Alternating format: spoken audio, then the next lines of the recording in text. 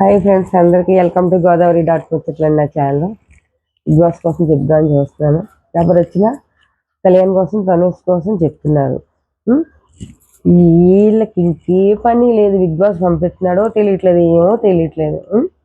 రిమో పవన్, రీతు ఇద్దరు కూడా double game ఆడుతున్నారు. Compulsory double game. రిమో పవన్ అయితే రీతును వాడుకుంటున్నాడు, ఎలా కావాలని వాడుకుంటున్నాడు. గేమ్లో తన సపోర్ట్ కోసం వాడుకుంటున్నాడు. ఇప్పుడు దాకా కళ్యాణ్ ఏమో తనుష చుట్టూ తిరిగాడు. ఇప్పుడు దమ్ముశ్రీ రాగానే నిన్న గేమ్లో తనకి హెల్ప్ చేస్తున్నాడు. హెల్ప్ చేయడంలో తప్పని అంటలేదు, చెప్తున్నాను. వీళ్ళ ఫేవరేజ్ అని చెప్తున్నాను. బాండ్లు అంటారు. ఇప్పుడు కళ్యాణ్, భీమఫోన్, రీతు, దమ్ముశ్రీ వీళ్ళ నలుగురు ఒకటే బ్యాచ్. నిజంగా బిగ్ బాస్లో నీతిగా నిజాయితీగా ఉన్నది ఎవరు అంటే తను. భరణి గారు కూడా చాలా బెస్ట్ అయిన మనిషి అండి. నిజంగా ఆయన కరెక్ట్గా ఉంటాడు. దివ్య ఏదైనా ఉన్నా స్ట్రైట్ ఫార్వర్డ్గా చెప్పేస్తారు. నిజంగా నాకు ఈ దమ్ముశ్రీ రావాలని కోరుకున్నాను, కానీ వీళ్ళ గ్రూపిజం పెట్టారంటే చాలా చండాలం అయిపోతుందండి జనానికి.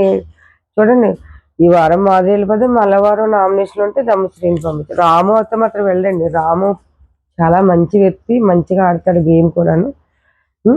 ఇమో అయితే ఎలా కావాలో అలాగా గేమ్ మార్చుకునే రకం. కరెక్ట్ అయిన మనిషి అయితే కాదండి.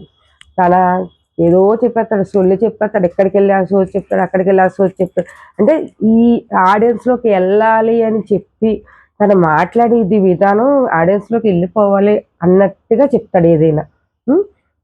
ఏంటి ఒక రోజైనా ఎలిమిషన్లోకి వచ్చాడా? ఎందుకు చేయట్లేదు? ఎలిమిషన్లోకి రాకపోవడం కూడా అది ఫేవరేజ్ అని తెలిసింది మీకు. చూద్దామండి ఎవరు కప్పు అందుకుంటారో.